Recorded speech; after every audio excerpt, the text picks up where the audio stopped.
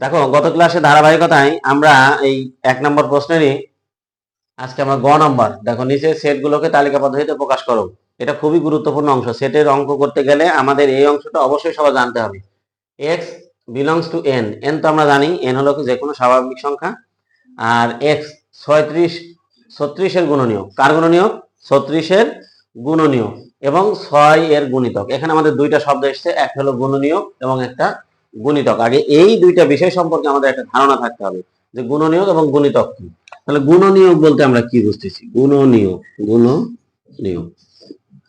এখন মনে করো আমরা 10 এর গুণনীয়ক, 10 এর গুণনীয়ক, গুণনীয়ক। তাহলে 10 এর গুণনীয়ক কি হতে পারে? 10 কে কোন কোন সংখ্যা দিয়ে ভাগ করা যাবে সেগুলো হবে 10 এর গুণনীয়ক। তাহলে 10 কে কি দিয়ে ভাগ করা যায়? 1 দিয়ে তো ভাগ করাই যায়। তারপরে কি দিয়ে ভাগ করা যায়? 2 দিয়ে ভাগ করা যায়। 10 2 দিয়ে ভাগ করলে কত হয়? 5 দোকানে 10।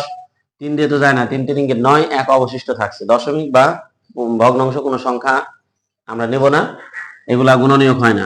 তাহলে এখন আমরা কি নিব? 3 হবে না, 4 হবে না, এবার কত? 5 দিয়ে ভাগ যাবে।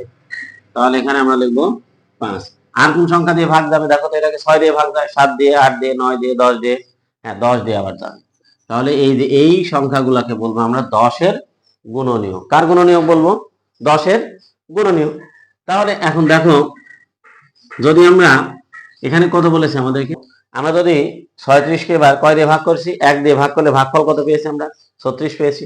তাহলে এটাকে যদি 2 দিয়ে ভাগ করি তাহলে কত হবে? 18 হবে। 18 আমরা আলাদাভাবে লিখে রাখলাম। এবার দেখো 3 দিয়ে ভাগ যায় কিনা? 3 দিয়ে কি ভাগ যাবে? 3 12 36, 3 12 36। তাহলে এখানে আমরা কত পেলাম? 12 পেলাম। 3 এর পরে দেখো তো 4 দিয়ে ভাগ যায় কিনা? আমাদের নামটা অবশ্যই মুখস্থ থাকতে হবে। তাহলে 4 9 কত হয়? 36। তাহলে 4ও গেল, এখানে কত হবে? 9 হবে। কত হবে এখানে আমাদের? 9। এরপরে দেখো তো আমরা 5 দিয়ে যায় কিনা? 5 5 এ 25, 5 6 30, 5 7 এ 35, 5 দিয়ে যায় না। 6 দিয়ে দেখো তো, 6 6 কত? 36, 6 6 37। 6 তো একবার লিখছি, তাহলে আর লেখার দরকার নাই। এরপরে এখানে দেখো 6 পর্যন্ত চলে গিয়েছে, আর এখানে আমরা কত পর্যন্ত পেয়েছি? আবার 6। তার মানে এটার আর কোনো নতুন কোনো গুণনীয়ক আসবে না। তাহলে গুণনীয়ক এটার আমরা কি কি পেলাম? 6 আছে। তাহলে এখন আমরা আরো কি আছে? 4 3 2 1। অর্থাৎ এই 37 এর গুণনীয়ক হবে এইগুলো। কার গুণনীয়ক হবে? 37 এর গুণনীয়ক হবে এই সংখ্যাগুলো। অর্থাৎ যার গুণনীয়ক বলবো, যে সংখ্যার ওই সংখ্যাকে যে যে সংখ্যা দিয়ে ভাগ করা যাবে সেগুলো হবে ওই সংখ্যার গুণনীয়ক। এখন আমরা দেখব গুণিতক কি। এখন আমরা কি দেখব? গুণিতক। মনে করো গুণিতক, গুণিতক। এখন এটা কার গুণিতক? যদি বলি আমরা যে 2 এর গুণিতক, 2 এর গুণিতক, 2 এর গুণিতক, গুণিতক। 2 এর গুণিতক 2 গুণ 1 সমান 2, 2 গুণ 2 সমান কত হবে? 4 হবে। 2 গুণ 3 সমান 6, 2 গুণ 4 সমান কত? 8। তাহলে এই যে এইগুলা, এই সংখ্যাগুলাকে বলছি আমরা 2 এর গুণিতক, 2 এর গুণিতক। ঠিক একই রকম ভাবে যদি 3 3 দিয়ে আমরা 3 একে 3, 3 2 6, 3 3 কে 9, 3 4 12, এইগুলো হবে কার গুণিতক? 3 এর গুণিতক। তাহলে এখন আমাদের কত গুণিতক? 6 এর গুণিতক। তাহলে 6 কে যদি আমরা গুণ করি, 6 একে 6, 6 2 12, 3 6 18, 4 6 24, 5 6 30, এইরকম ভাবে অসংখ্য আছে চলে যাবে। তাহলে গুণনীয়ক এবং গুণিতক এই দুইটা শব্দ আমরা সবাই বুঝতে পারলাম। দেখো, আমরা এই অঙ্কটা সমাধান করার জন্য আমরা প্রথমে তো এইটা প্রশ্নটা প্রথমে উঠিয়ে নিয়েছি। এখন এখানে দুইখান শর্ত ছিল, একটা গুণনীয়ক একটা গুণিতক। তাহলে আমরা দুই ভাগ করে দিলাম আগের মতোই। দুই ভাগ করে দিয়ে এখন এখানে কি বলছে? x belongs to n, x কার গুণনীয়ক? 36 এর গুণনীয়ক। তাহলে 36 এর গুণনীয়ক আমরা তো বের করে রাখছি। তাহলে বের করে রাখলে আমাদের ছোট থেকে আমরা সাজিয়ে লিখবো। তাহলে ছোট তো সর্বপ্রথম এই দিক থেকে আসবো। 1 2 3 4 6 9 12 18 এবং 36। তাহলে এইগুলো হলো আমাদের কার গুণনীয়ক? 36 এর গুণনীয়ক।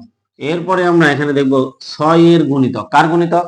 6 এর গুণিতক। তো 6 ঘরের নামটা যদি আমরা ফলাফলটা লিখে দিই তাহলে 6 এর গুণিতক হবে। 6 একে 6, 6 2 12, 3 6 18, 4 6 24, 5 6 30, 6 6 36, 6 7 42। এইগুলাই কি শেষ না আরো আছে? এখানে আরো অসংখ্য আছে। এখানে কি আছে? আরো অসংখ্য আছে। তাহলে এইটা বলতে পারবো আমরা সসীম সেট। এখানে কোনো ডট নেই এবং এখানে আমরা এটা অসীম সেট, এখানে অসংখ্য আছে। এখন দেখো যেহেতু ইন্টারসেকশন আমরা চিহ্ন ব্যবহার করছি, তাহলে দুইটার মধ্যে কি কি মিল আছে দেখো। দুইটা সেটের ভিতর যখন আমরা মিল করব তখন ছোট সংখ্যা থেকে শুরু করবো। এখানে 1 আছে, দেখো তো এখানে কোনো 1 আছে কিনা, নেই। এখানে শুরুই হয়েছে 6 থেকে, তাহলে 6 এর নিচে কোনো সংখ্যা মিলবে না। এখন দেখবো আমরা 6 দুই জায়গাতে আছে কিনা। হ্যাঁ, 6 এখানেও আছে, এইখানেও আছে, তাহলে আমরা লিখলাম 6। 6 এর পরের সংখ্যাটা এখানে কত আছে, 12। দেখো তো এখানে 12 আছে কিনা।